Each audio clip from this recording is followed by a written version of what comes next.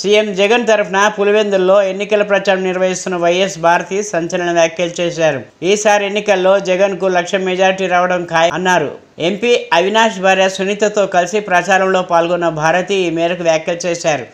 YS కుటుంబానికి పులివెందుల బలమని అన్నారు. 4 దశాబ్దాలుగా వైఎస్ ఫ్యామిలీని పులివెందుల ప్రజలు ఆదరిస్తున్నారని అన్నారు. చాలా బాగుంది. సంతోషంగా ఉన్నారు. అందరూ పథకాలు అన్నీ చేరుతున్నాయి. సంతోషంగా ఉన్నారు.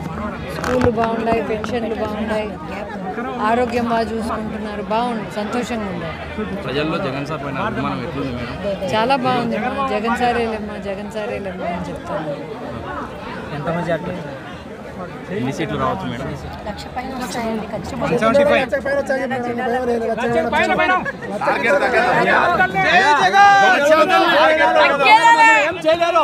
వైఎస్ కుటుంబాన్ని దొంగలంతా ఏం చేయలేరు. 175